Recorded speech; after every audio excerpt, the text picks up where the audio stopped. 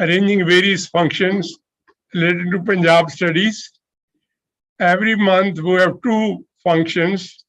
One is discussion on a good book related to Punjab or a Punjabi.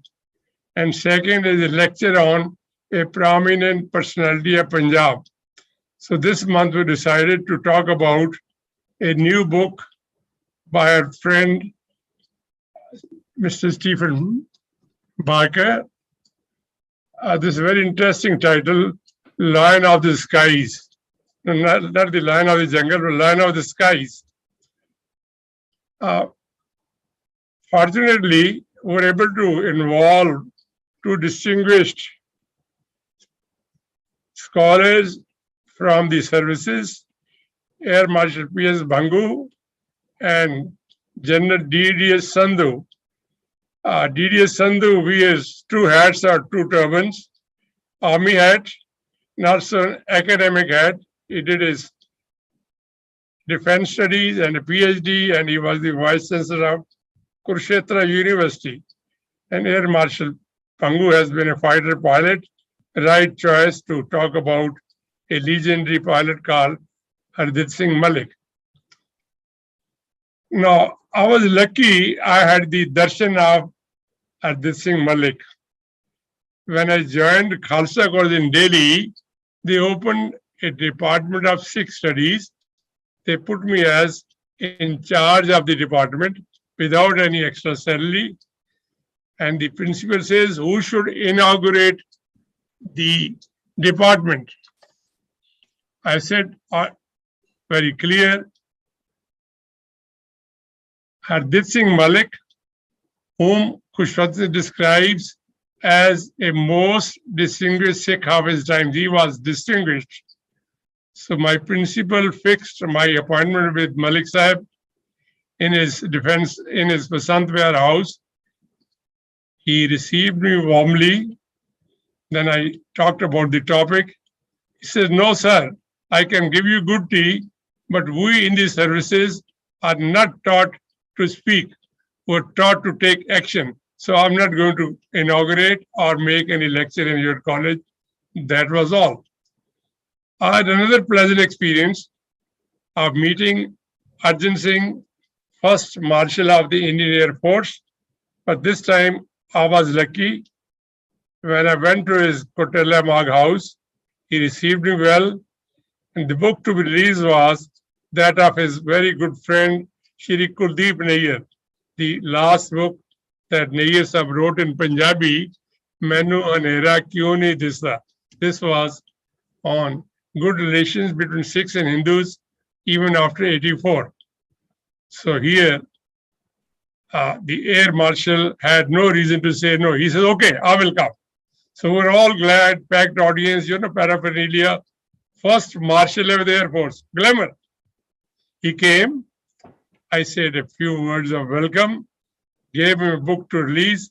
He opened the book, allowed the pictures to be taken, and sat down.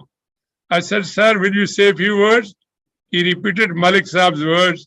We in the services are taught to take action, not to make speeches.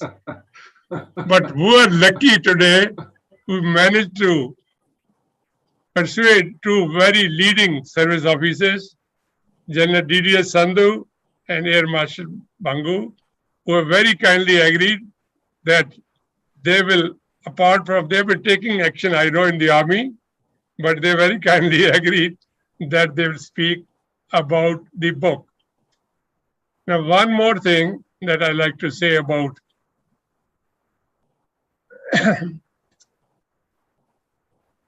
Hardeep Singh Malik, this is not from the book, but while reading this book, I was interested in seeing his other book, A Little Work, A Little Play. We know after the Air Force, he got into Indian civil service. Very few Indians were allowed to be in the service. His father, Sir Mohan Singh, who was a very, very big and rich contractor in Rawalpindi, got into some argument with the deputy commissioner. Now, I'm talking of Mr. Barker, 100 years back, when there was real arrogance of a power. Who are the rulers? He says, Mr. Monsing, be mindful. You are talking to a deputy commissioner. And Monsing replied, Mr. Deputy Commissioner, be mindful. You are talking to the father of a deputy commissioner, because his son was, Malik was, then the deputy commissioner of an adjoining district. So that is the great sort of sense of humor that he records. So with these few words, I hand over to my colleague, Dr. Madhuri Chawla, the moderator. I was glad she was down with heavy fever, cough, and cold, and she managed, like an army officers, to manage to recover on time. Otherwise, worried. I'll have to introduce the book and the speakers. Over to Dr. Madhuri Chawla. Thank you. Thank you so much, sir. And a very good afternoon to all who have joined us today. But before I begin, I would like to let you into a secret as well. About a fortnight ago, when I received a courier, I opened to discover this book, Lion of the Skies. I opened the introduction to the book at page number 14, and it read, H.S. Malik, I quote here, H.S. Malik was about the handsomest and best dressed Sardar I have met. And this written by none other than Khushwant Singh, known so well for his candidness. And believe you me, the first thought that had crossed my mind as I held the book was, what a handsome man. And to add to it in the Air Force uniform. Oh, impressive, really impressive. So thank you, National Institute of Punjab Studies, Bhai Veer Singh Sahitya Sadan, for introducing me to yet another achiever, an extraordinary one from my own land.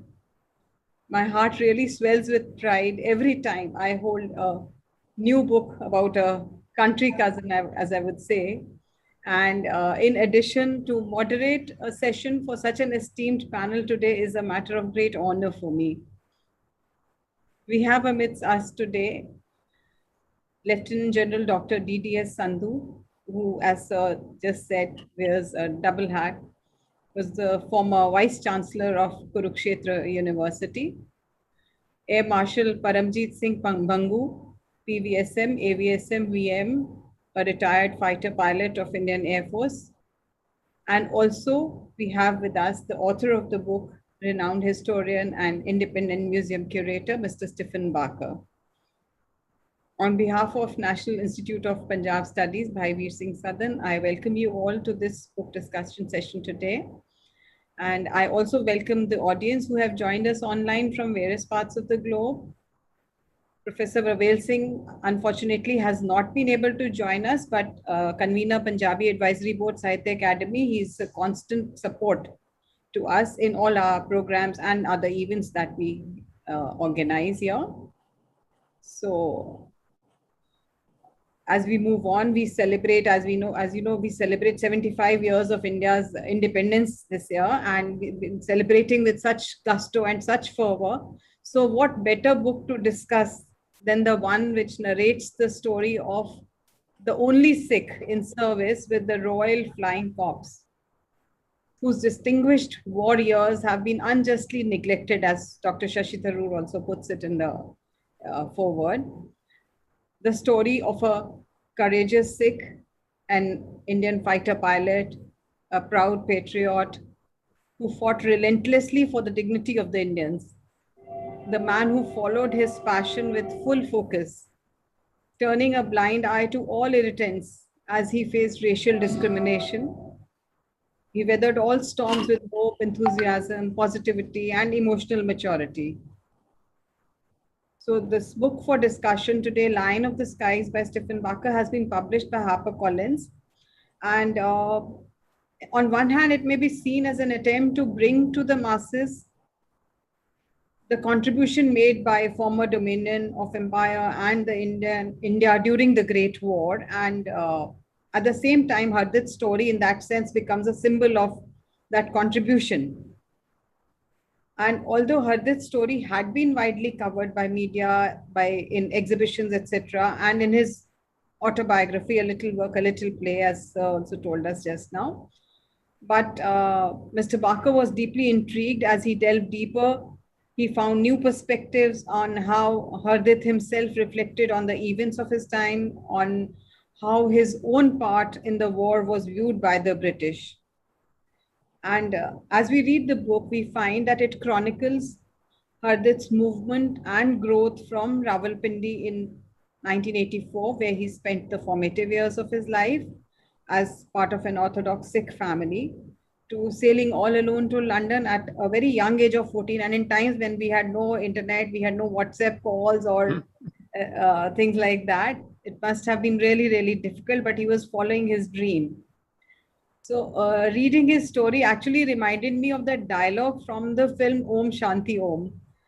Mr. Barker may not be able to understand it. It's in Hindi. It says, अगर हम किसी चीज को पूरी शिद्दत से चाहते हैं, तो पूरी कायनात हमें उससे मिलाने में जुड़ जाती है. So the entire world conspires to help us meet our passion, our desire. It couldn't be more true in Hardit's case, for his long cherished dream of flying a fighter plane was almost an impossibility. Owing to heavy losses during the war, there was an increased demand, as luck would have it, for fighter pilots. And with much struggle still, and with support from sympathetic voices, in 1917, he did manage to enroll. And though even at this juncture, he was denied the same pay as his white counterparts and also the status to command British troops, but it was a beginning for him. So the narrative that way can be read as a Bildungsroman, as it unfolds the saga of Hardit's grit, his determination, his valor, his perseverance as he traveled from Rawalpindi to Linton House, to Clifton College, to University College London, to Oxford, to being denied being a soldier, for he was a man of color. His inching towards his goal, enrolling first as an ambulance driver in France, and so on and so forth. And the first fighter pilot, and later on to be the first Indian ambassador to France post-independence. Well, I'll halt here, and with this, I will introduce the first speaker for the day. Our first speaker for the day is Lieutenant General Sandhu, Dr. D.D.S. Sandhu. He's a distinguished graduate of the Defense Service Staff College, Wellington. General Sandhu has done his post-graduation in Defense Studies from Madras University, and he did his MPhil in Defense and Management Studies from Devi Ahilyabai University, Indore. Having an inclination for research on vital issues of military logistics, he worked on international marketing of Indian defense products and was awarded PhD degree at Punjabi University, Patiala. So your achievements and your presence amidst us also instills a sense of pride in me further, as I can boast of being from your alma mater now. I too did my MA and MPhil from Punjabi University, Patiala. And of course, Mahendra Singh ji is also from the same university. Yes, sir, but of course, I wasn't a student then. It's a matter of great pride that General Saab is the first ever army officer to have been awarded an honorary doctorate degree by President Dr. APJ Abdul Kalam during the convocation held at Jabalpur. General Sandhu also got an MBA in Materials Management from Rani Durgavati Vishwavidyalaya, Jabalpur, and later obtained the MD/BA degree from IIMM Pune. The glorious list of Sir's achievements is further enhanced by the fact that he's a fellow of the British Institute of Management, an honorary fellow and member of Board of Studies of the Indian Institute of Materials Management, and is also the patron of the Asian Council of Logistic Management. That he rose to the rank of Lieutenant General is testimony to the fact that all his academic credentials are over and above his being an outstanding army officer. We are really privileged to have such an exceptional personality to speak to us about the life of the Lion of the Skies. So, sir, the mic is all yours, except that I have this very unfortunate and unpleasant task of informing that due to paucity of time, we'll have to restrict to a 20-minute time frame. So I would request you to kindly comprehend within that. The mic is all yours, sir, now.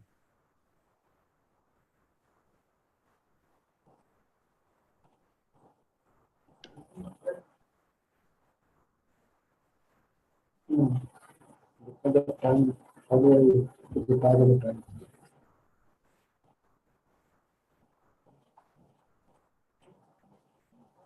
Sir, I request you to take over.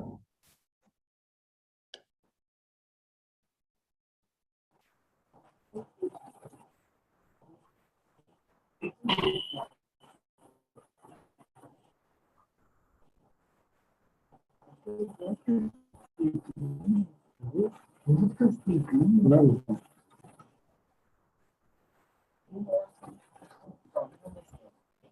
Sir, am I audible? Yeah, you are audible. General Sandhu. I think his screen has gone still. Maybe he's lost audio is connection. missing. Maybe he's lost his connection, or But I see his chair and the screen has gone still, I think.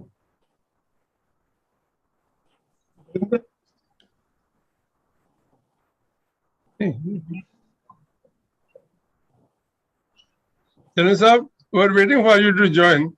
What happened? Acha.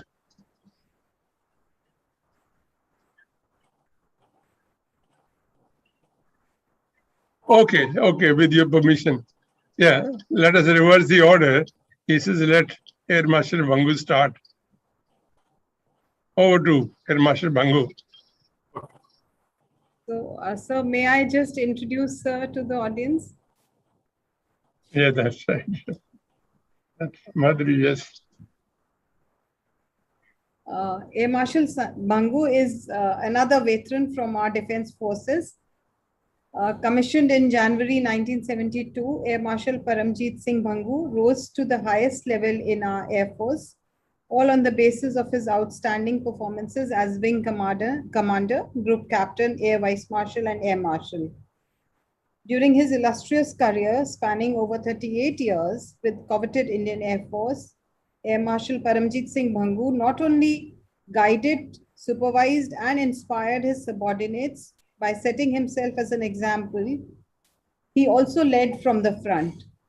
His contribution in making the TACDE, the Tactics and Air Combat Development Establishment, an effective system for meeting all the operational needs of the Indian Air Force, and in the induction of MiG-27 aircraft in record time, have earned him accolades.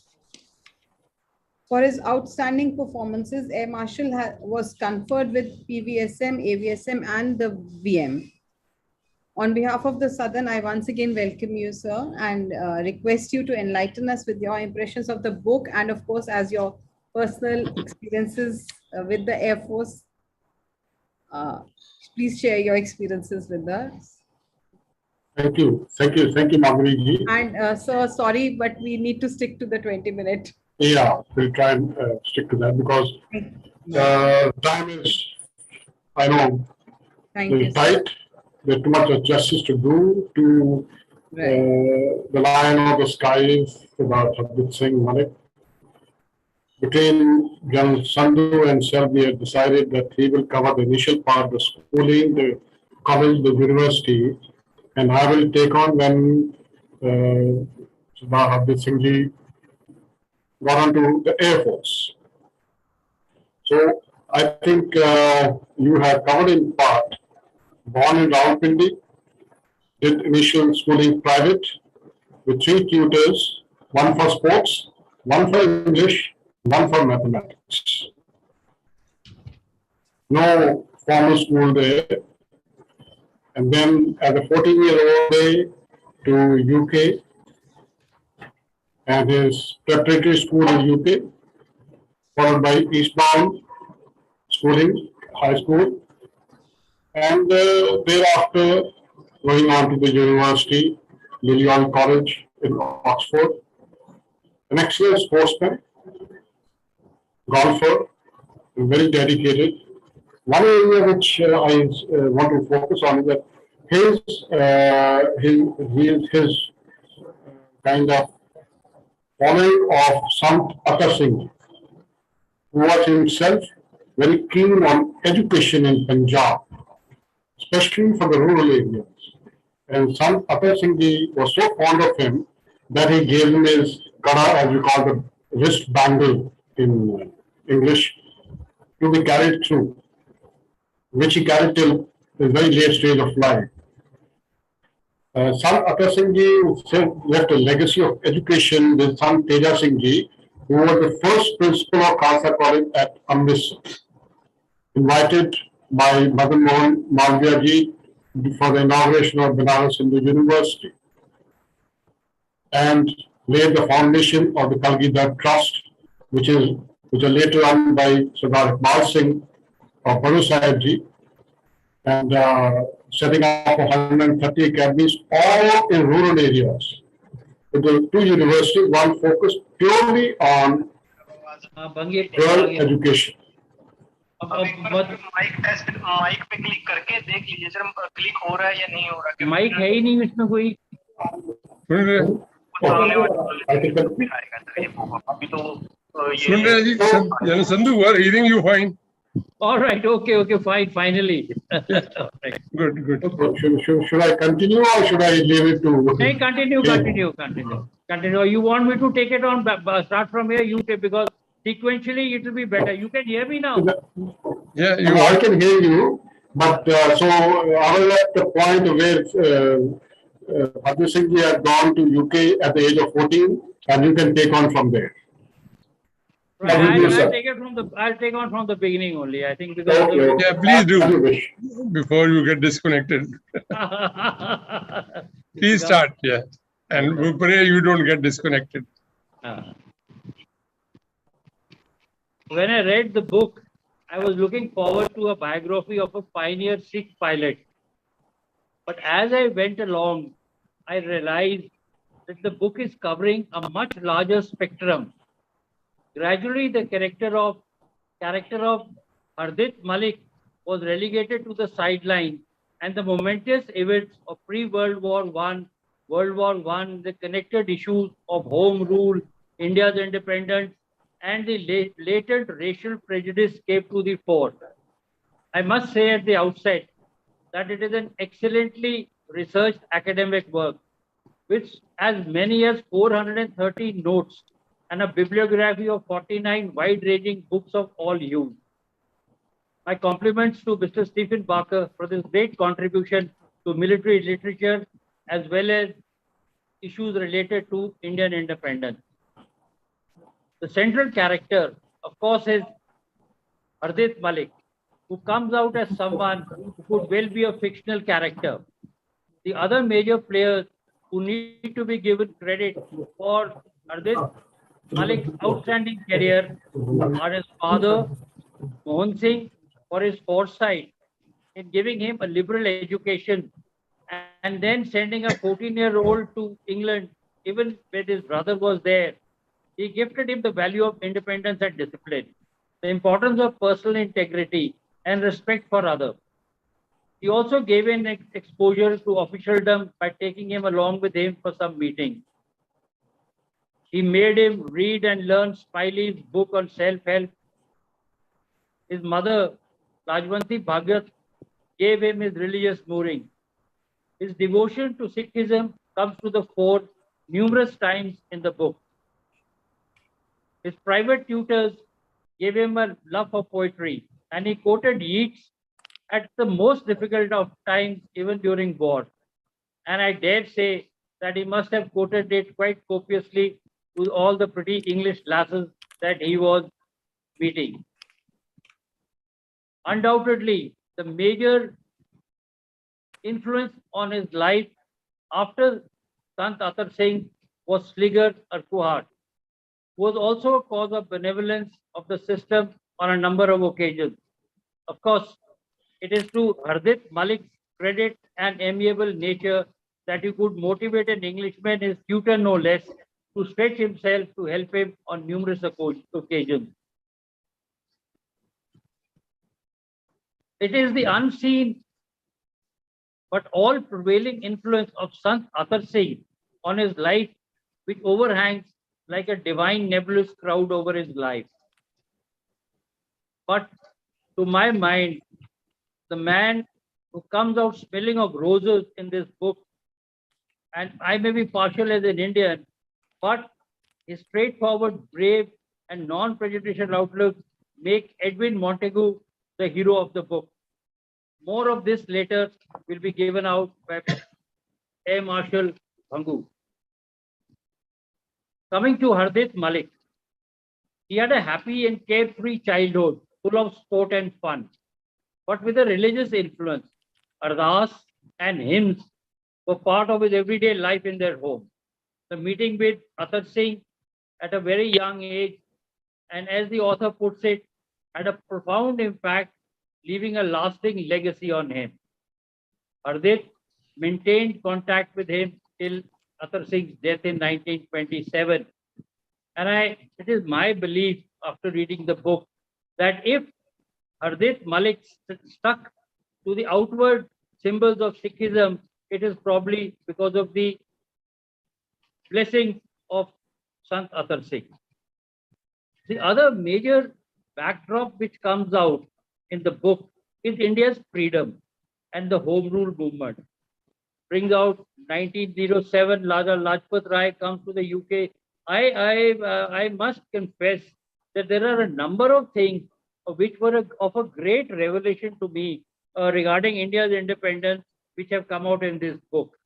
The role of and how all the people who played a major role in India's independence had some connection and some lifelong experiences in the Great Britain of that time, currently the UK. The Lal Bal Pal, the Trinity as it was called, the demand for the Swadeshi movement is very well covered. Lala Lajpat Rai's role comes out pretty cogently in this about the land reforms in Punjab and how it must have affected Hardit Malik's family back home. But I would like to quote Stephen Barker, where he says that though no evidence to support his active involvement in any of the nascent movements, it is evident that he tacitly supported their advocates. This comes out clearly at one point where Veer Savarkar was arrested, but he managed to flee. And then that is the time that there was, he had a feeling of happiness, which again converted to sadness when the French caught him and handed him back over to him. I must say one more thing which comes out, which is would be relevant in today's context. That he appears to be a different character than what is being portrayed now, which is something where this book will be perhaps be quoted even by modern politicians over here. And when, in fact, the book credits that Veer Savarkar was the one responsible for motivating Madan Lal Dhingra to carry out the assassination of Curzon Wiley. And after he was arrested, after Dhingra was arrested, almost everybody disowned him, except with the honorable exception of Veer Savarkar. So I think history needs to have a look at the role of Veer Savarkar in the independence movement after reading this book.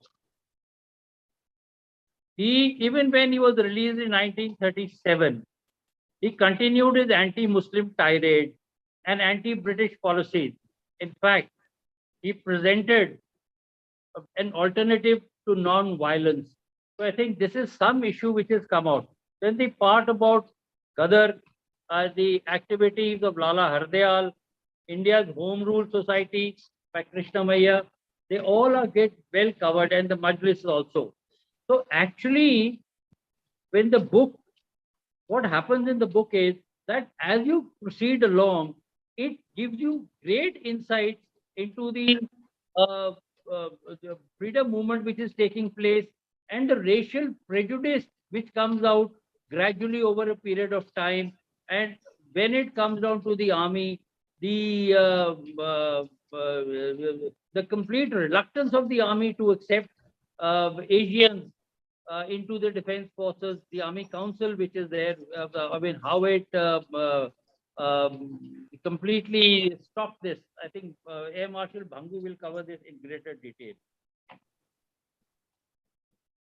I would just want to quote one part of this, which I, having served in the army for so long, 40 years, and having been very familiar with the MIML, I didn't know that the 1914 MIML is a manual of Indian military law. It said that Indians are aliens and they could not command British troops. Whereas, surprisingly, other Commonwealth officers were permitted to do that.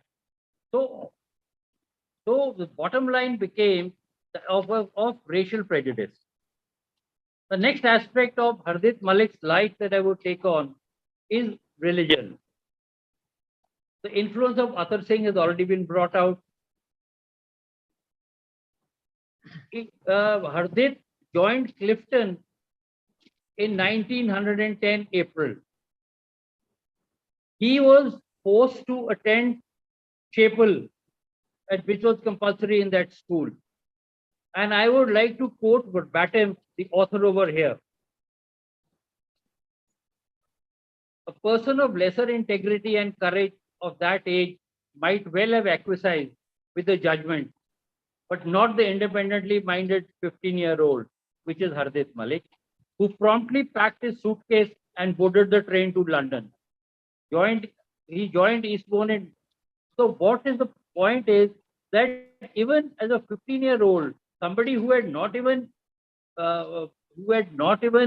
settled down in Britain, he had the courage of his conviction for his religion that not to attend chapel.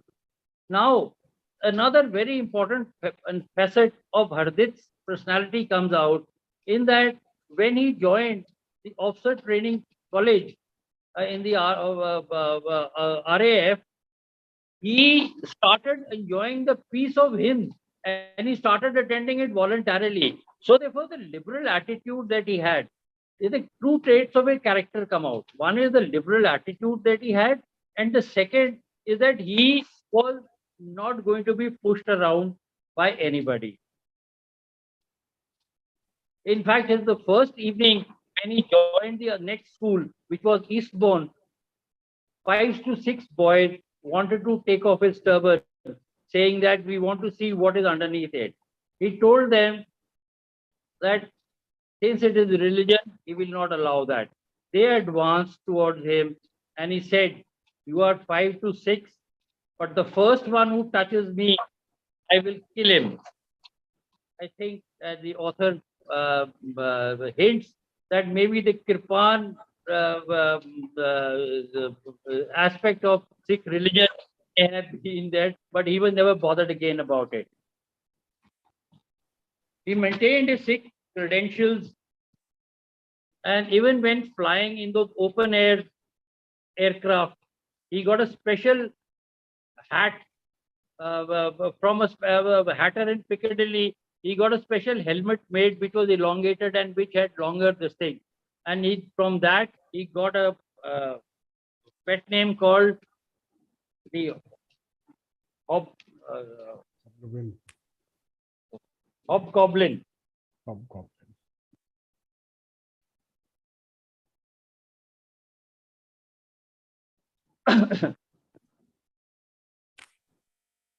He went for tea. I just one or two other instances I will quote so that the strength of his religion comes out. And being a Sikh myself, and since this is being conducted by PVSM, I think this aspect I would like to highlight about his personality. He went for tea with the master lodgers. His name was James L.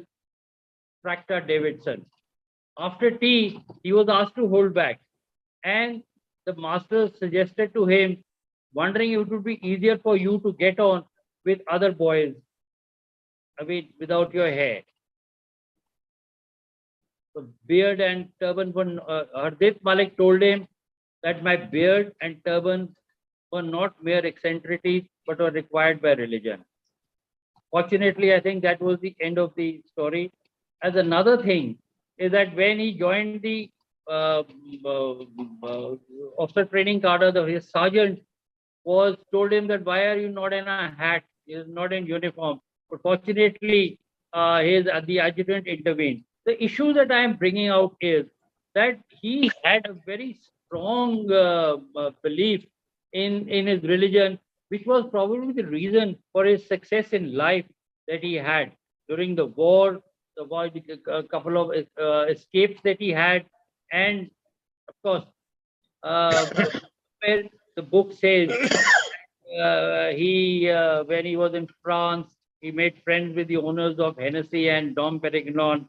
And a devout Sikh is not supposed to have alcohol, but he compromised with it. I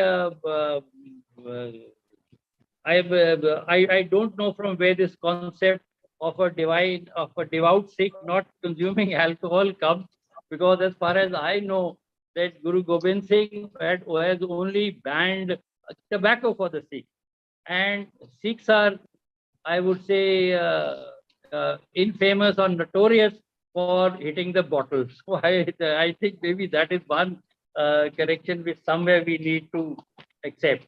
But but there is no other incident where Hardeep Malik actually ever got drunk. And I would just like to finish this part of his personality by just quoting one example of him. By quoting Hardeep Malik himself, which has been quoted in the book. He says, there was occasional petty prejudice. Incident in life did not make me bitter. I had so many British friends. It was the instances of institutional racism inherent in imperialism that he found most infuriating. So therefore, that is the character of the man. I mean, he could get along with people. There is an incident which is quoted where some South African made a loose remark about him, and his friends came to his help, and they extracted an apology from him, and finally that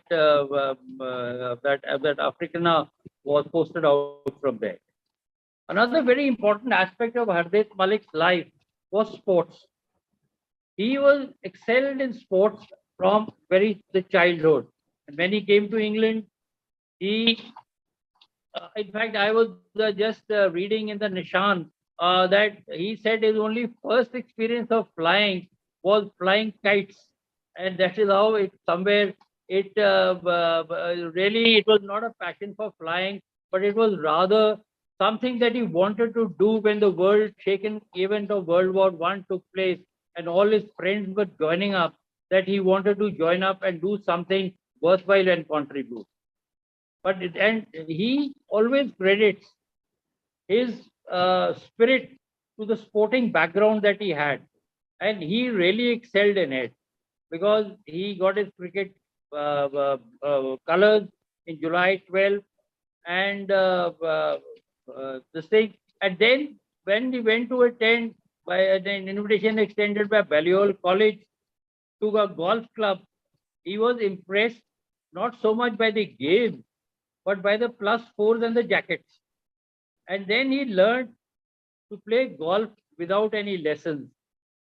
And surprisingly, in 1 year, he came down to play scratch, and he got blues also twice. Now, which is something which should motivate people like me, that even if regardless of that, we can all learn to play golf.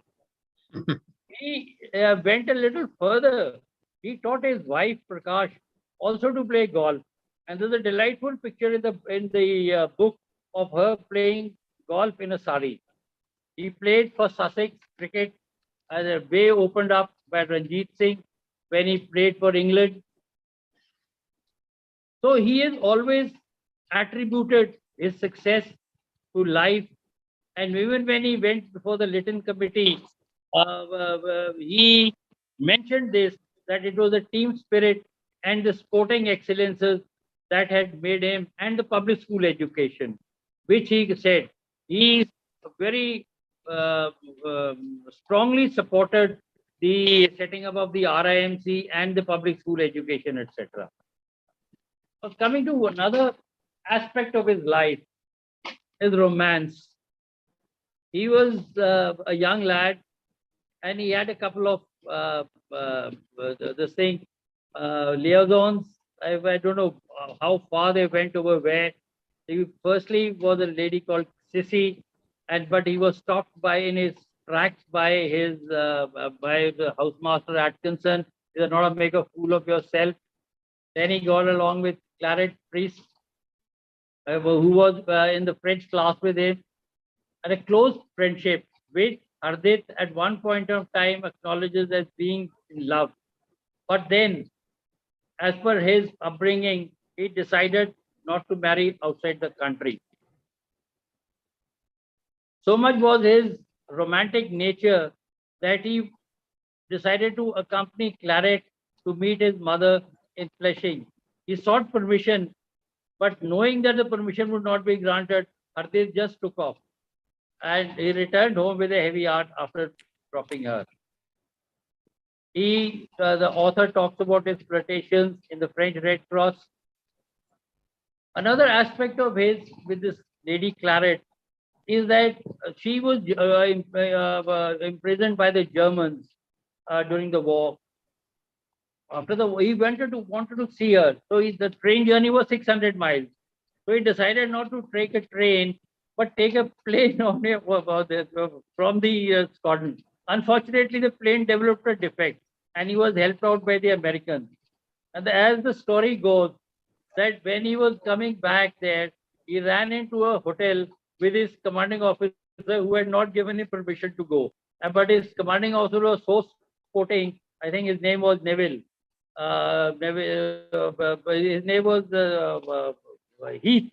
And Heath was so sporting that he drove Hardit Malik to Neville himself in his own jeep. The point that I need to bring out over here is that his ability to get along with people, which is what ultimately made him a great success even in the diplomatic life after he left the defense forces. Another aspect about his life is a sense of humor. His two influences that were in his life were Arkuhat and Sant Singh. But his humor, in spite of his religious attitude, was always there. There's a story quoted in the book, Macmillan, who was his own, became Prime Minister later on, when he said that, "From which school have you come?" So when Malik said that I have come from Eastbourne, he says he never heard of it. So Malik asked him, "From where have you come?" He says, "I've come from Eton." He says, "I never heard of that." So I think that is somewhere which is quick repartee and his ability to give back as good as he got.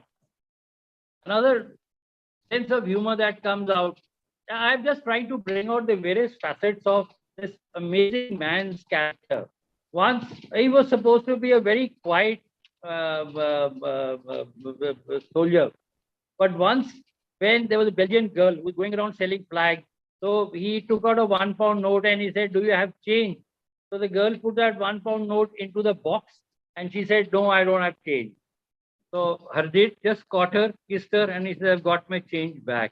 So I think what the amazing facet of this very remarkable man.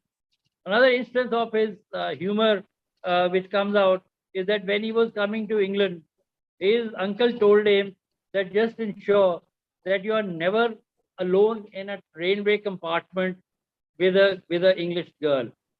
So Hardit said, "In spite of all my best efforts," in a later talk, in spite of all my best efforts, I could never find an opportunity to get a girl alone in the compartment with me. So I think actually it is not only his his ability to get on with people, but also at the same time maintaining his religion, maintaining his humor, maintaining his romance. He was really, really a character who had, I think, a great, well-rounded personality, which probably came across from all over. his games, his sports, his family, and everything. And this is in spite of his not being the pioneer in the Air Force, in the RAF. He was all preceded by Jija Boy, who got sick. Then there was a gentleman called Wellinker and Roy, both of them who died, and Jija Boy, who actually fell sick. So therefore, there was luck was with him that he was the only one who actually survived and did well. This is in spite of the fact that he had a major allergy to castor oil and the rotary engines at that time, so he had to change over because they used castor oil, so they had to change over. But he never lost heart. He still became an ace fighter pilot there, which I think will be covered more with. One more at the last aspect I will just bring out is about his courage, where when he was made an OIC of a party and he saw a pilot badly handling a Handley Page aircraft. Since he was the OIC party, they were supposed to take his party back in that same plane. He told that the in charge over there that he will not let his party board this plane. He was immediately ordered to be put under arrest, but he did not budge and he did not let his party take that plane. And they were given to sent back by a boat ferry.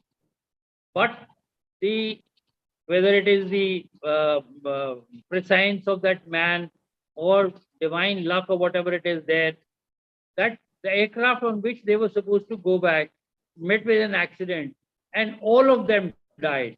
And Hardeep Malik, even when he reached back safely, his CEO was very pleased about him, but he still said that you are actually being placed under arrest, so you are under arrest, and but you can go for 7 days wherever you want to go.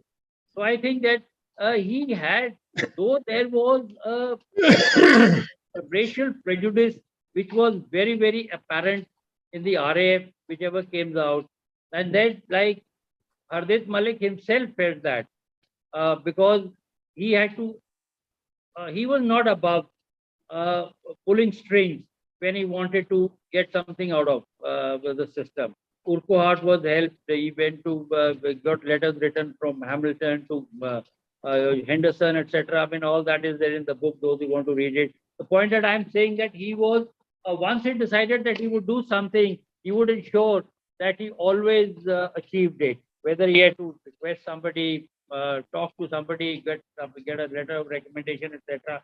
But somehow that seems to have been the system there, because all the 4 pilots who actually got into the officer training cadre of the RAF over there at that time, they were all through various recommendations. I will just bring 2 more points before I conclude. One is that the amazing coincidences in his life, which makes it somewhere kind of divine, that he got married on 13th April 1919, which was the Jallianwala Bagh tragedy. So the 2 events got somewhere mixed up. And thirdly, secondly, is that when the same ship, Moel, that he went on, the same one, after 10 years, he came back to India on the same ship, which I thought is a pretty amazing coincidence. And I just want to, in the end, bring out that this fantastic man was actually reckoned by Khushwant Singh to be the most handsome Sikh he had ever seen, and the best dressed also, which coming for a Sikh, I mean, all of us are considered to be pretty burly and that. So I think it is some his suaveness and his dress sense, and even when all the pictures that you see in the book, he always comes out, including the one on the jacket. I mean, it's an amazing picture that he says. And the author, tongue in cheek, he says in a slightly worn out Bollywood tie. I think you will just leave it at that, that he had, in conclusion, I would say that he was a man with great courage, great, very strong religious mooring, an ability to get along with the Britishers as well as with the Indians, never fearing for his life, never fearing to take the right decision, and whenever he sensed an opportunity, he always used to go for it. So I think that is somewhere, like when he was not being allowed to join the RAF, but he still wanted to be part of the action, he decided that he would go to France. He got a recommendation or some military attache's wife who was looking after this. He went across there and he participated, but he kept trying to come back to the RAF, and finally he managed to succeed, and he was given that opportunity. So the man had that dedication, had a sense of purpose always to do that. And I think we are lucky that we are, I think BVSS, the Bhai Veer-Singh Sadan, has done a great job in choosing this book, and so that we all know more about the sterling characters. All we had heard about him was that he was, a pilot in the early stages and a diplomat, and that was the end of it. But what an amazing story he had. And when you come to the exploits in the Air Force, which Air Marshal Bhangu will take on, we will all realize that is a life which is worth studying. Thank you. Thank you so much, sir. Thank you for pointing out the various facets of Hardeep Singh's personality. One thing, of course, we all agree on the photograph, about the photograph on the jacket, along with Khushwant Singh. And of course, you've highlighted his ability to get along with people, his religious fervor, and yet not being very rigid about religion, being liberal and yet sticking to his own religious sentiments, his sense of humor, his witty repartee, and the romantic streak. And it seems that Lady Luck also favored him. Circumstances you have yourself pointed out. So thank you so much. And you've also placed his life in the wider canvas of the freedom struggle. And it seems that, the book seems to have been written on an epic scale that way. The influence of various political events and personalities on the Hardeep's own growing up and his own personality. All that has been pointed out, comprehended so well by you. Thank you so much, sir, for making this discussion so very interesting and so very rewarding. And my apologies for the slight delay that took place. I'm not so technically savvy, so I need to. No, it's fine. Ultimately, it has gone well. So I think, sir, we can move on to our second panelist for the day. So I've already done the introduction, so I think you can take it straight away from here. Thank you, Ji. I hope everyone can hear me. Strength 5, as we call it in the Air Force. Okay. Taking over from General Sandhu, we being from the same school and he being senior, I think he kind of was very magnanimous to cover various aspects which I was thinking of covering. Okay, thank you so much for that, sir. And I think you put all those factors in a pretty good way. Some issue which I would like to focus right in the beginning, the qualities that we look forward in a leader, in a military man, and as I would say, even in a normal civilian. Independence, independent way of thinking, hard work, action, self-discipline, most important, personal integrity, respect for others, importance of character, self-respect, self-reliance, power of communication, and ability to get along with others and have long-lasting relationship. All these qualities have come out in the book about Hardeep Singh Ji in various chapters, I would say. But I'll just summarize them as to what a brilliant personality he was. And as a fighter pilot, he had a passion.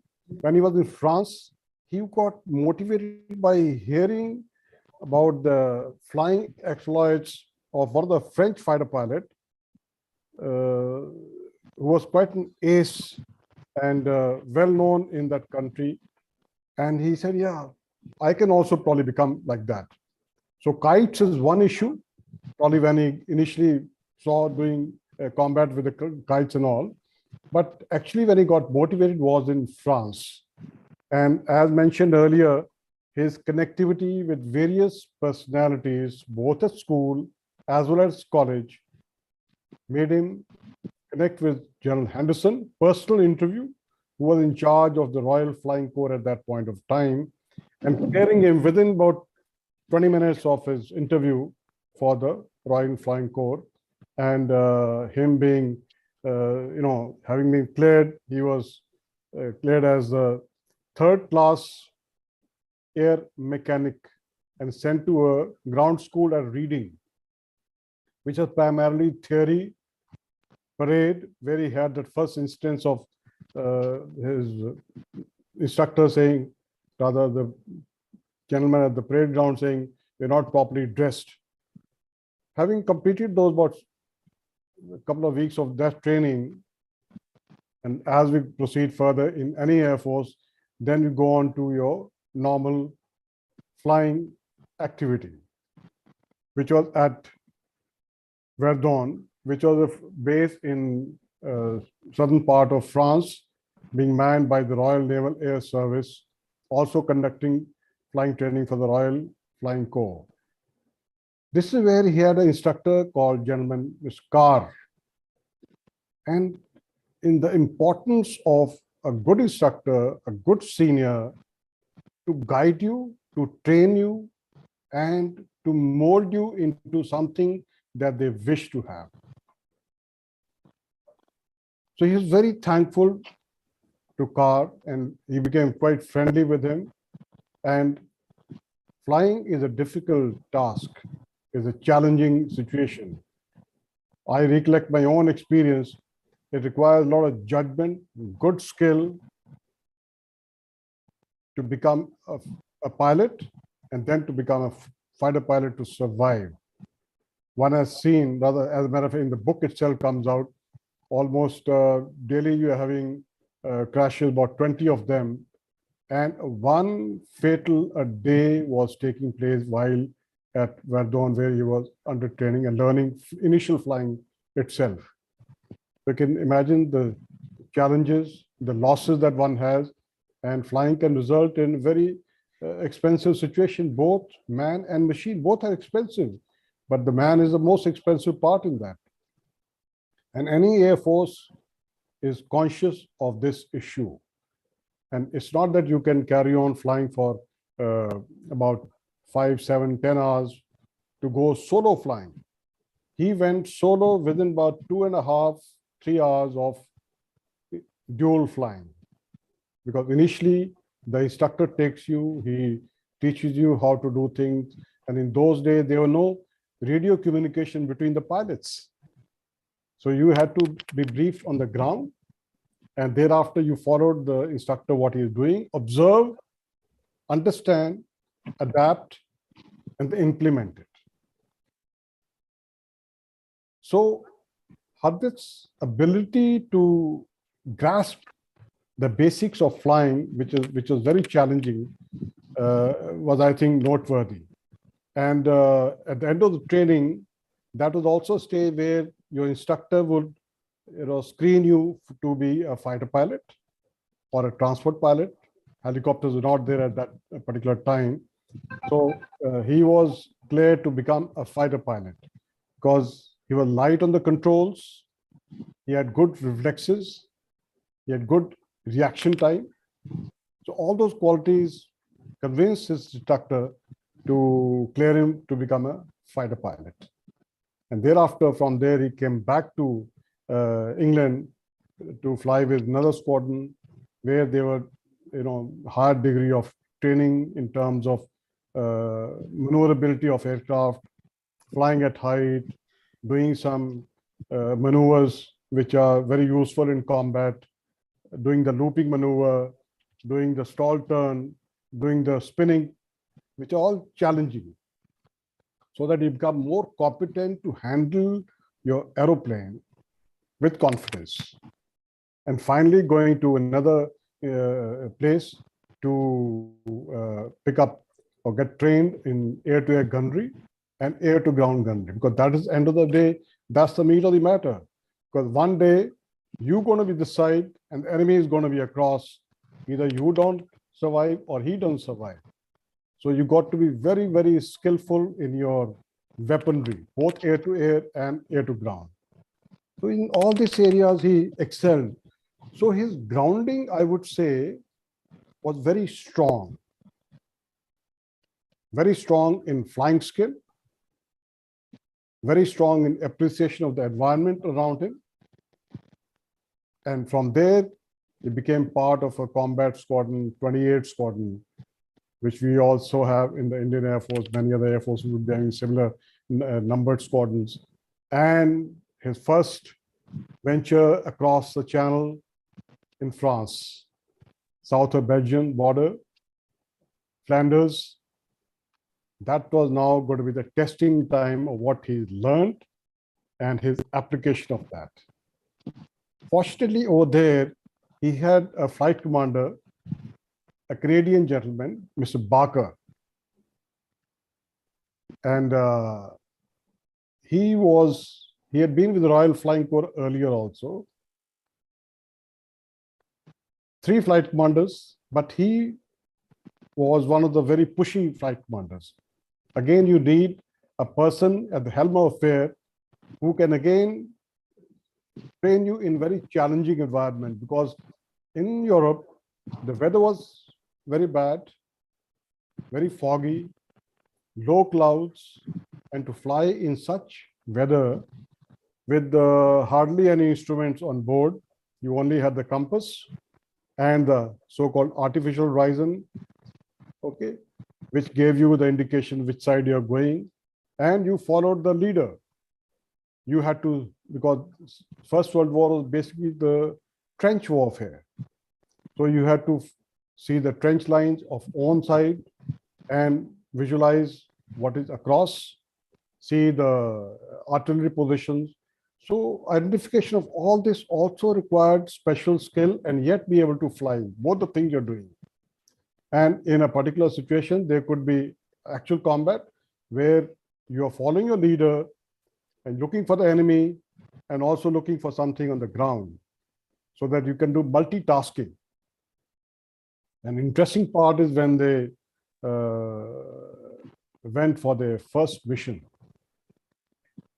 Having trained in this environment over a number of weeks, their flight commander, he decided to take other flight commanders across and attack a German air base, Justa 2, as they call it, which was known after one of the very famous German fighter pilots called Red Baron, that particular base.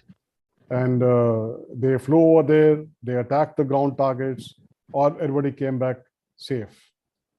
Thereafter, this was in spite of his CO telling the flight commander not to go. So, you know, when he came back, all these came as a motivating factor that in wartime, you need to have the confidence to go through the mission. And that is what his leader was trying to generate in him. Subsequently, there was a mission in which there were a large number of aircraft getting airborne from 3 different units to attack a German base. In the book, it is quoted around 70 aircraft. But I read another article in the Nissan where it is mentioned about 50. The issue is not the number of aircraft. The formations used to be large in those days. And one of the formation was of a particular squadron was to concentrate on attacking the ground targets on the enemy base. Another formation was flying high level to intercept any fighters coming from the other side at high level. And their mission of 28 Squadron was to sweep the airspace beyond the airfield to attract German fighters to come on to them. So you're all flying close to each other. This is where, having spotted the enemy aircraft and your own, Now a big circus started, because once the combat starts with such large numbers, it can be a very demanding situation to know who's who and to be able to track them, to do combat with them. So it becomes almost literally 1 versus 1. And the quality of you to be able to do combat at low speed, at low altitude, nearly hugging the ground becomes of paramount importance. So this is where he had an encounter with one of the German pilots. And there was combat between the two of them, heavy firing, and the other aircraft was streaming onto him, and he pulled through. And thereafter, as the aircraft was pulling out, Hardit fired his twin cannon onto him, and initially nothing happened probably. And later on, he saw that aircraft had been hit and burst into flames and crashed. So Hardit obviously had the first kill on that particular day. But there's a very interesting narration of the same thing by a German pilot on from their side, the debrief. Of course, I can see a lot of homework has been done before writing the book in terms of research, both Indian, UK side as well as German side, to come out with the correct information. So the German pilot has spoken so well of the flying skill of Hardit. I think I will read out this particular thing from the book itself to bring out the basic what the German pilot thought of him.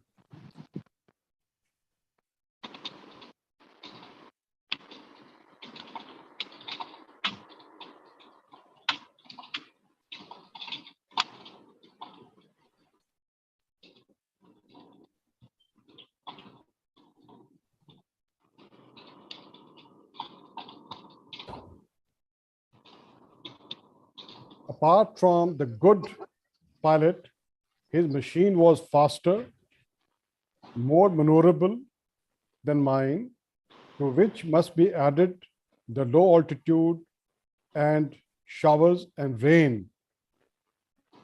The first part one must not miss out. Beside, basic line is good pilot flying. So this is written by the German pilot in his debrief itself. So speaks volumes about Hardit's flying capability, which has been honed on by his instructor, who became one of the aces of Canada, with 2 military crosses, with the DSO, Distinguished Service Order, with 70 kills to his name, still unbeatable to anybody in Canada. So when you have such leaders to guide you, to train you, you are bound to become an ace fighter pilot. Another situation was where, again, he was attacked by a German pilot, and the bullets were raining from left, right, and center. He got hit in the leg. He continued to his fight, and he thought he's going to be shot down anytime. But none of those bullets actually got the aircraft in a bad shape or him, and he survived. And that's where his spiritual aspect accepted the fact that, you know, if the bullet is not made for you, nobody can get you. So his instinct to survive with good combat and to be able to take on the enemy in the face of stiff resistance is the one which brings out his courage, his flying skill, his perseverance with the thing, dedication to be a frontline fighter pilot, and his flight commander was very proud of him, very proud of him. From this place, now ultimately what happened when he got hit in the leg, he had to come back to UK, and he was hospitalized. And after having recovered from the hospital, the unit was now moving to Italy, northeast Italy. What had happened was that the Russians had signed a decree of peace after the revolution that had taken place in Russia. Vladimir Lenin, he signed the decree of peace, and German forces which are opposing the Russians now got free, and Italy was under major attack by the Austro-Hungarian forces, pushed also by the Germans. So again, amongst the allies, one of the two major efforts, one was France, one was UK, and in this case, UK was the dominant. So the squadron was sent across to Italy, northwest Italy, northeast Italy rather. And that's where, of course, he couldn't stay for too long, and because of castor oil, which was infecting his face and the skin, he had to be sent back. But very interesting thing happened. Over there, one evening, it was a New Year Eve, where the commander had organized a function in the so-called officers' mess, and everybody's having nice time, drinks, everything. Suddenly, there was an attack onto them by enemy aircraft. And they all quickly got airborne and had a combat. And some of the Austrians, they were made to force land, or they ejected or crashed. Finally, when they retrieved them, they found that Austrians were also equally drunk as them, or even more. They were having a jolly good time. And it was considered okay to just get airborne and fly. And this kind of a situation, I would say, was quite prevalent at that point of time, across. Kick the tire, light the fire, and go. Okay? And you just look on the skies. As long as it didn't meet up with some major issue, you're okay.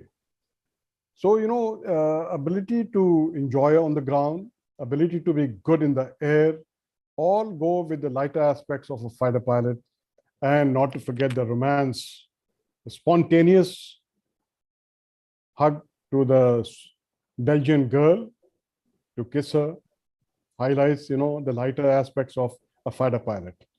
The worst breed on the around is to have a fighter pilots around you.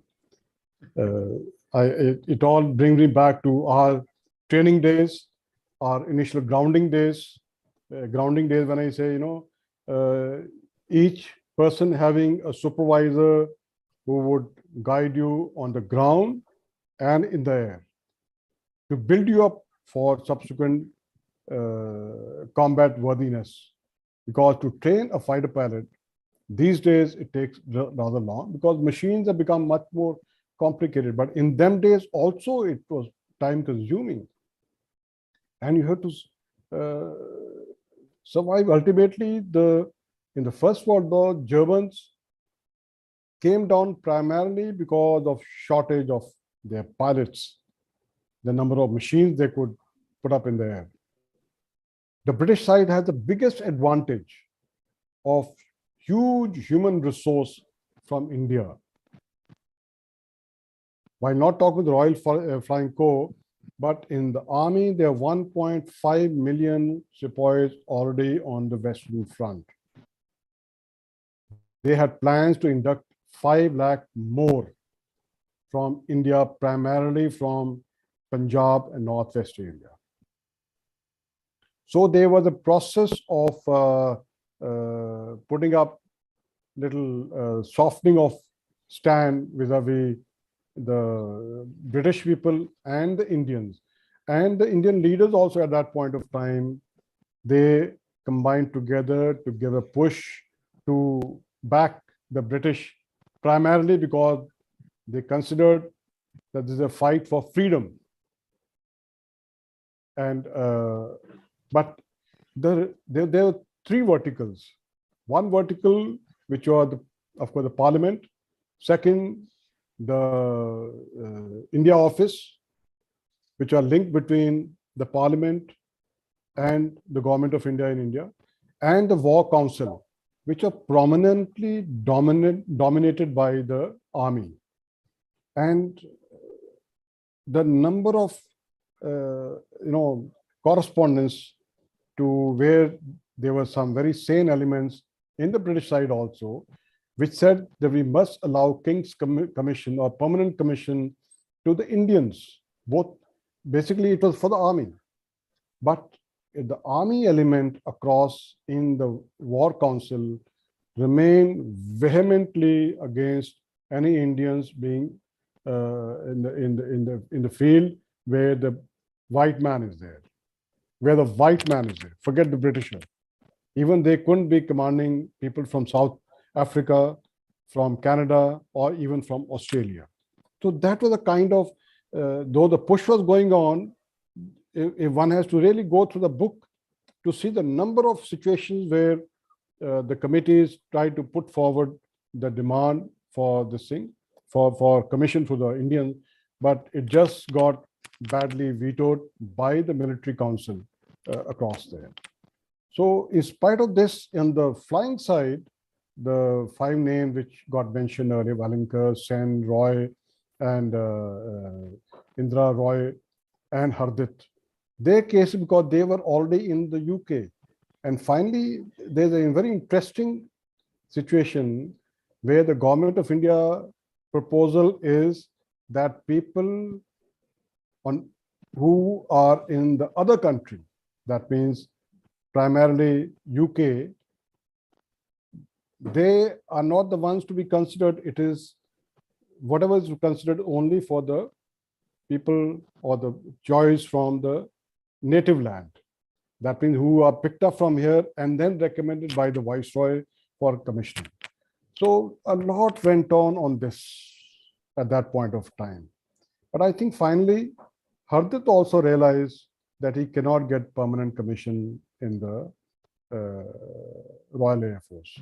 But before it came to this, another interesting factor where Hardit was a great contribution when he came back to UK to fly with one of the another units, and they were based south of London, where they were involved with an agency, government agency, which are developing radio telephony. Because before that, there were no communication in the cockpit.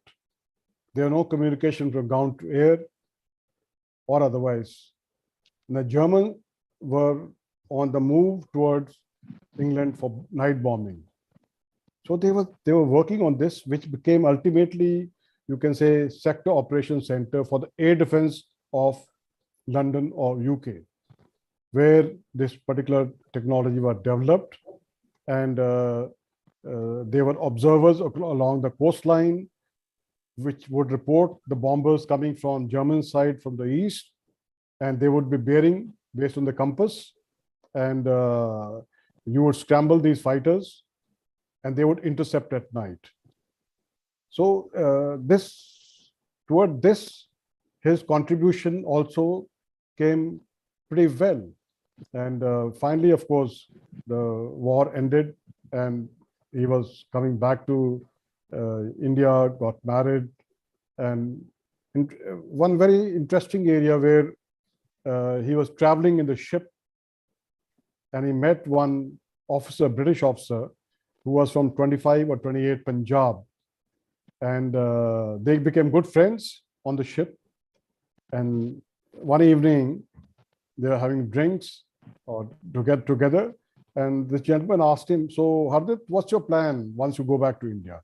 He said, "I'm going to join the Royal Air Force. I've been already posted to the squadron, which is in Northwest Frontier area, 31 Squadron, and I will join up there." So he said, "Okay." And as few days later in the evening again, after this British officer, army officer, after having had a couple of drinks, he told Hardit, "Hey, Hardit, I won't tell you, please don't join the Royal Air Force." He said, "Why?" He said, "We don't like an alien to be flying or being commanding over us." Oh, Hardit had no problem when he was there in fighting in France, in Italy, and with all those white people. He had no problem at all. But he was a gentleman who was telling him this. He said, you know, all the technicians are going to be us only. You never know, one day your aircraft might just fail. Of course, Hardit took it as a challenge. But as the events unfold, both his parents and his in-laws, they said, please don't join the Air Force. Many mothers, even today, don't want their wards to be flying in the cockpit, especially not a fighter pilot. That's a hard reality. So seeing all this chaos going on politically, and the telegrams flowing from what you call the India office, government of India, and the UK and the military, he finally decided that I will just join the Indian Civil Services. And he watched for that, went for that, trained, and came back to India as the Assistant Commissioner of Sheikhupura, which is just north of Lahore. I think Hardit's basic quality of being a very level-headed person, calm, yet focused, came very handy for him throughout his professional career. There was a scheme committee which was formed by the Viceroy of India, General Singh. He had team members at Muhammad Ali Jinnah, 5 others. That is Muhammad Ali Jinnah, Mr. E. Bardon, who was Secretary of the Army Department, Government of India, Major Zorawar Singh, rep from the Indian states, Mr. Diwan Bahadur Ramachandra Rao, ICS lawyer, Sir Feroz Sethna, member of Council of States, and Captain Hira Singh of 16 Rajput. And they called Hardit Singh for interview because they want to take his inputs. He was a person who had been trained not at Sanders, but in the military training institutions in England, who was educated in England, and he had come back and seen the Indian education system also, as to what his experience, what his opinion would be. And Hardit answered all questions that they asked him, and in a very balanced way, giving viewpoints of both the sides, plus and minus, in a very balanced way. And finally, I would say, Hardit's contribution in the first lot of selection of Indians to go to Sanders or to Cranwell is very noteworthy. His recommendations, the details of his interview are there in the book, and it's worthwhile going through it. And finally, I would say that Hardit, in a very balanced way, I think he was heavily contributory for Officer Corps starting permanent commission, King's Commission for the Indians, and also recommendation for setting up like we have the RAMC at the moment, Dehradun. It was a Prince of Wales College earlier. Such institutions, public school education, military schools being set up in India so that we could train more number of cadets over here to be trained either in Sanders or in our own academy. So that's a long way we've come, and I think his contribution to the complete thing has been immense.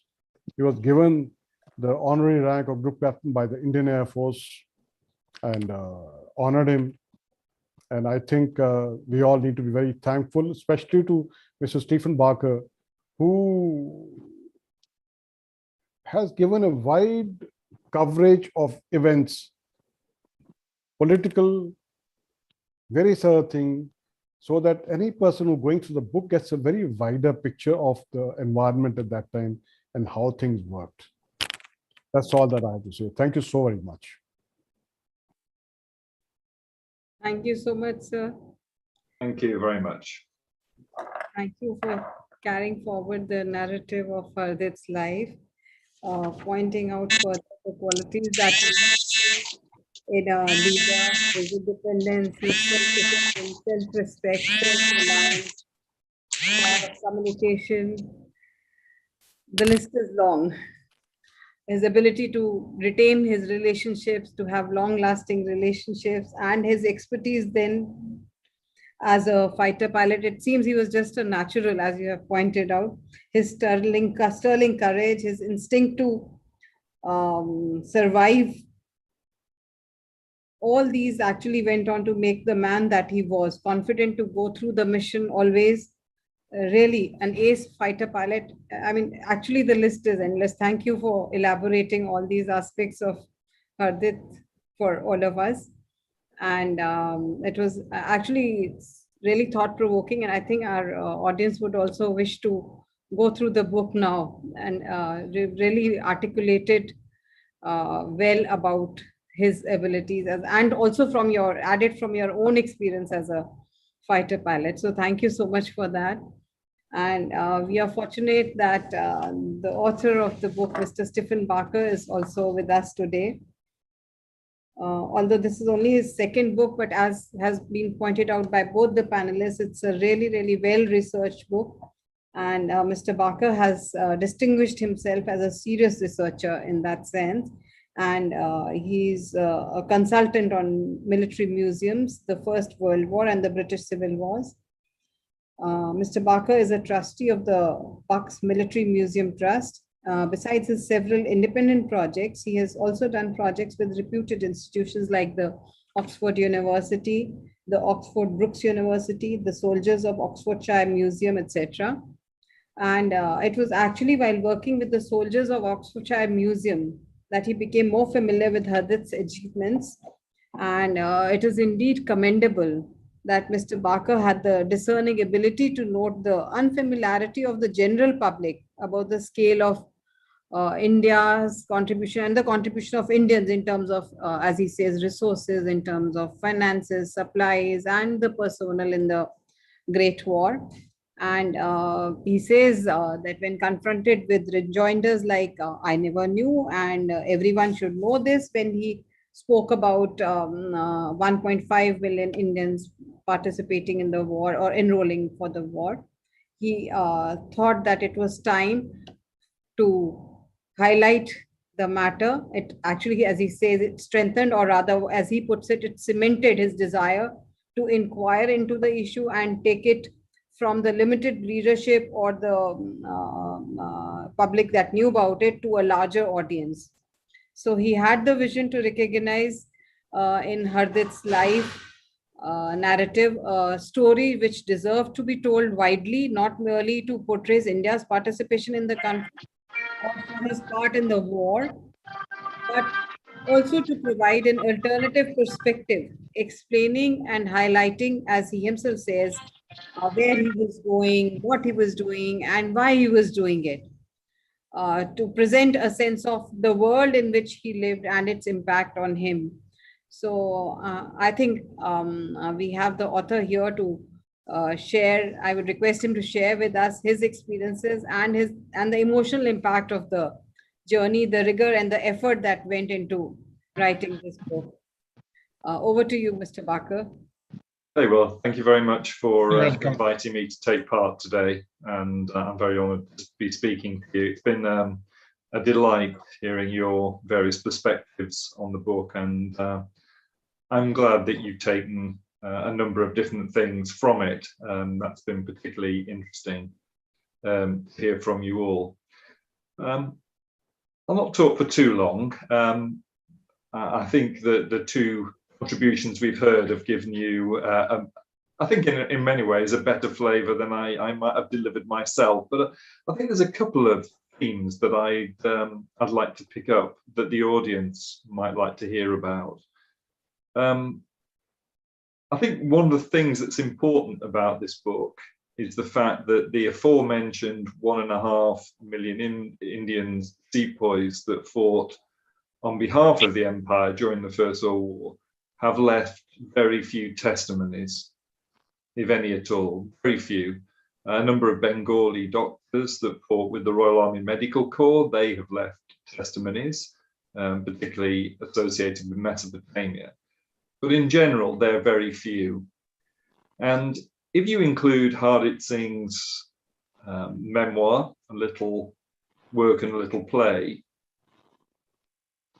as someone who enlisted into Britain's armed forces, but nevertheless a representative of India's contribution, that makes his memoir, his reminiscences, his perspectives on the war even more valuable and important within a larger Indian context.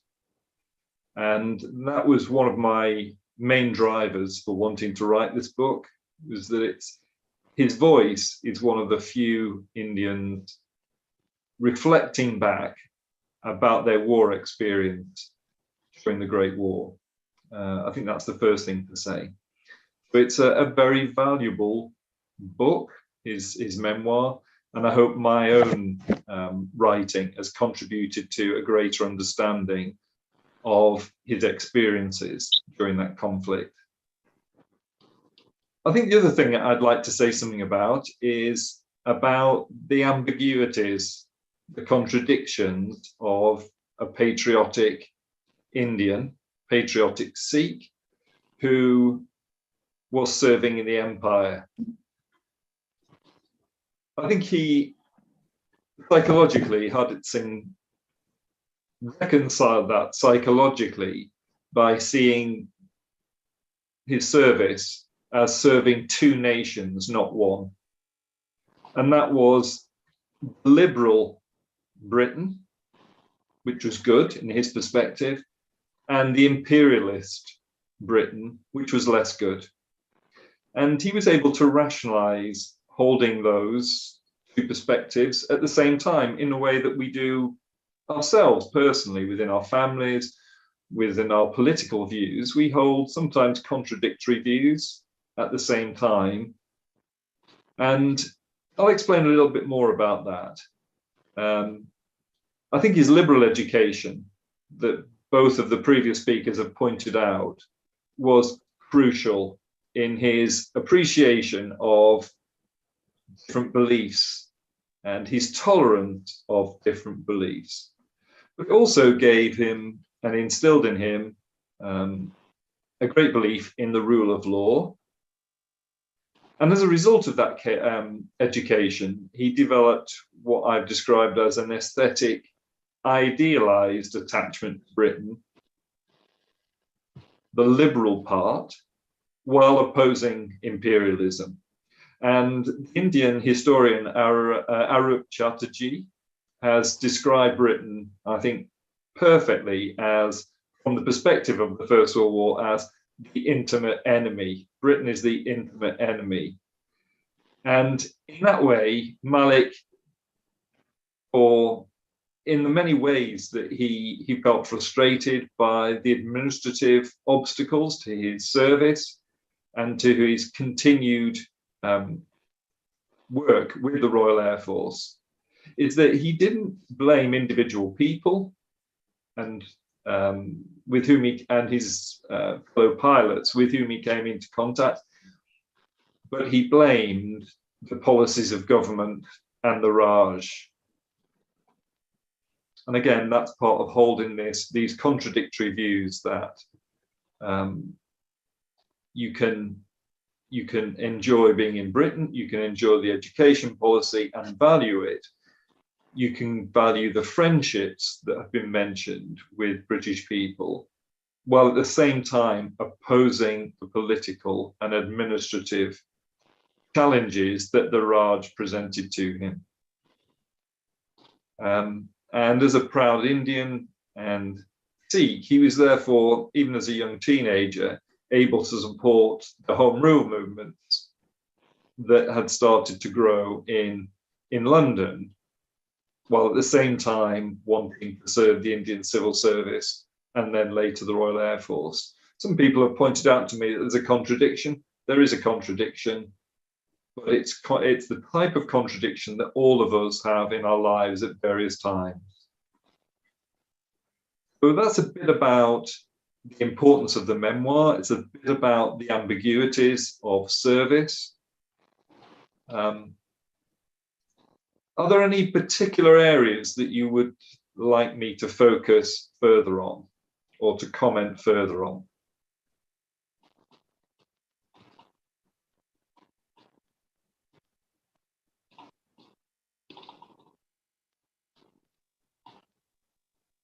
So any other book in the offing as you have?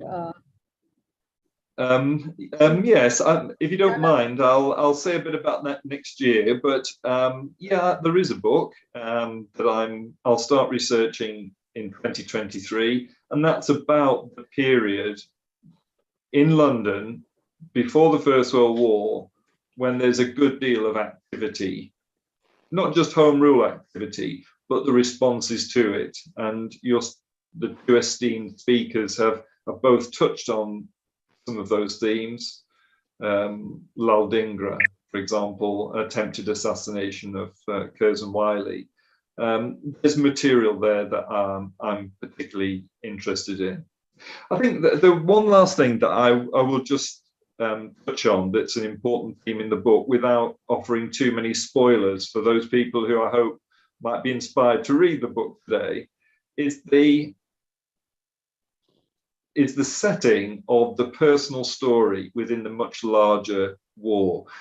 One of the things that inspired me to write this book was that I could tell that there were many things that were happening to Hardit Singh during the war that he refers to in his memoir, and I could tell that there was a bigger story.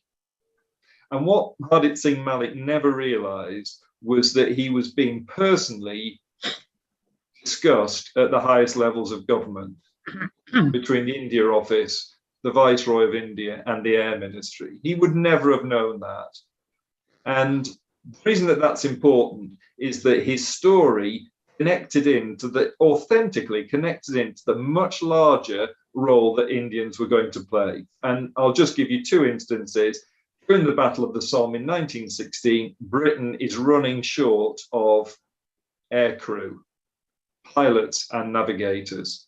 And as a result of that, Hugh Trenchard, the head of the Royal Flying Corps, is writing both to Asquith's government, to Asquith himself, and he's also writing to the Air Ministry. And in short, I'm paraphrasing here, he says, unless we can raise greater numbers of pilots and navigators, we are going to lose the war. So important was not particularly the air fighter element, but the air observation element and spotting for the artillery.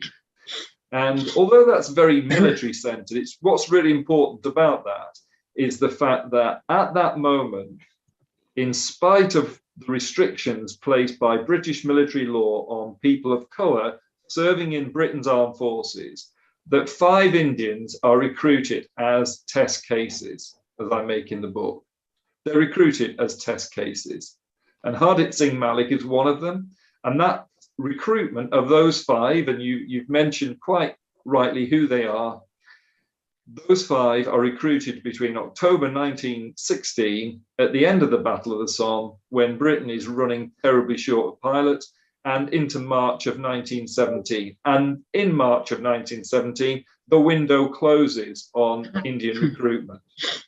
And as Sefton Branca, who is the Master General of Personnel, the head of recruitment for the RAF, says, I saw them as test cases. I wanted to see how they got on, quote unquote. I wanted to see how they got on. And the 5 of them are recruited, and then the window closes.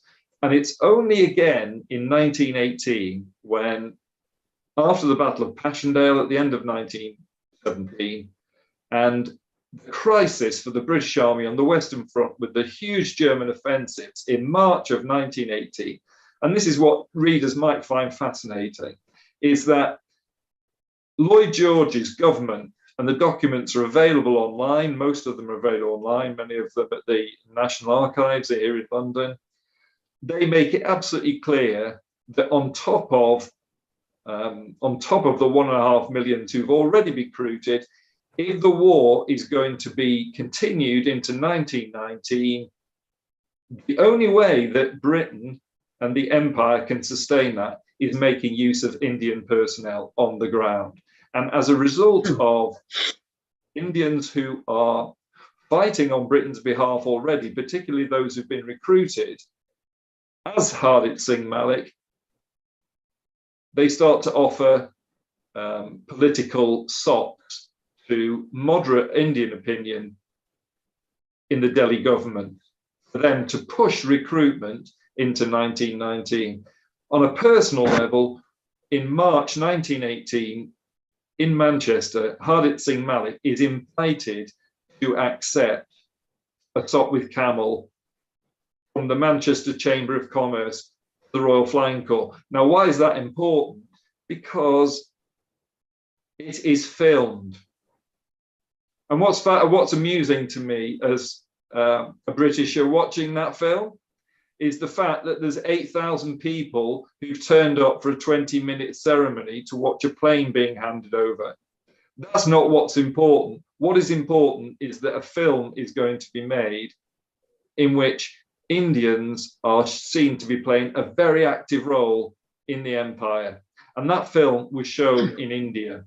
So Hardit Singh Malik's own experience links in the wider experience of what is happening in the war, and what many people, both in South Asia and here in Britain and North America, do not realize is just the crisis that Britain faced in March of 1918 and the planning that was going on towards 1919 and 1920. Such was the depth of that crisis, and the solution to it was seen to be Indian recruitment.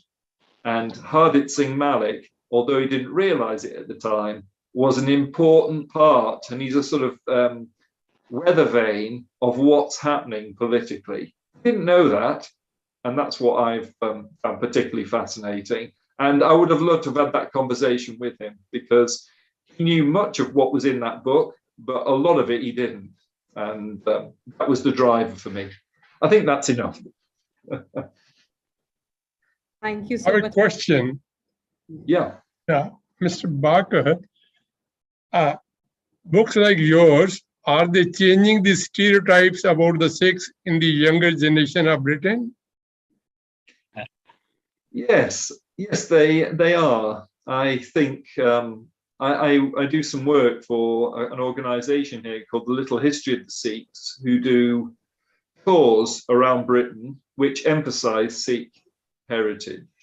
And through my work with that organization, I've come to realize how many younger Sikh people have started to engage, have always engaged actively, but it's far easier now because of the internet and the much wider interest that there is in Sikh heritage in the UK. So the answer is a definite yes to that, yeah. Thank you.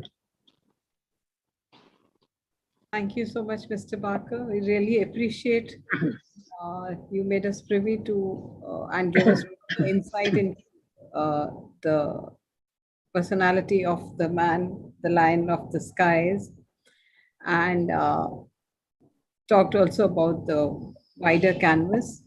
I'm sure we are all going to, the entire audience is going to get hold of a copy of the book and read it. And also important is the fact, as you answered Sir's question, that it's going to make its impression on and changing the perspective of the younger generation towards the Sikhs across the globe now, I think, since I hope that your book will be read by find a vaster readership than the autobiography of Hardit Singh.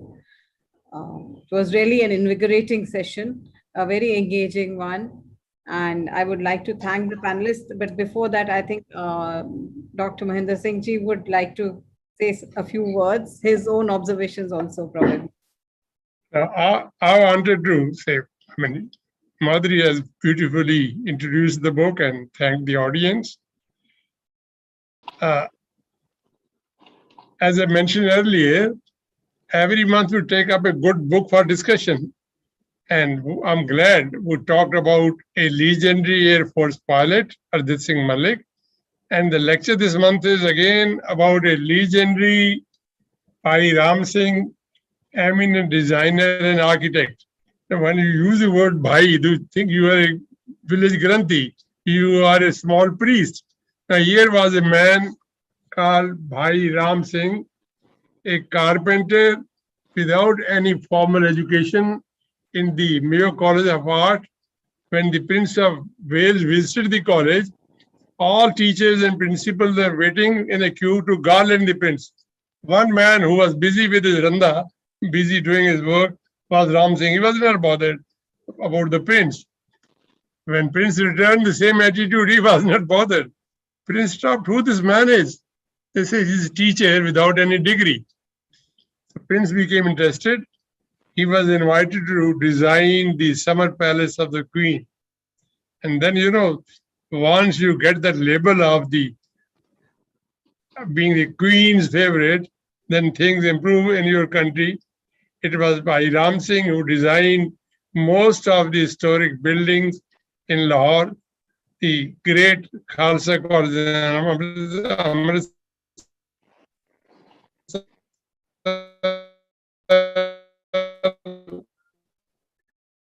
and we're going to have a discussion on and then this will be presented by a great artist called Dr. Siddharth, and the Department of Architecture in Guru Nanak Dev University. So I invite you all to join this lecture on Friday, 26th August at 4 p.m. And with these words, I thank you all. I thank my colleague Madhuri Chawla for finding time to help us moderate this discussion. Thank you very much. Thank you, everyone. Really enriching session, sir. Thank you. Thank you, Madhuri ji. Thank you. Thank you very much indeed. It's been a delight to meet you all. Thank you. You gave us the opportunity to talk, really. Thank you, Sri. Thank you, D.D.S, sir. Thank you. Mahinder Singh ji. Thank you. Bye-bye. Thank you. Bye-bye. Once again, thank you.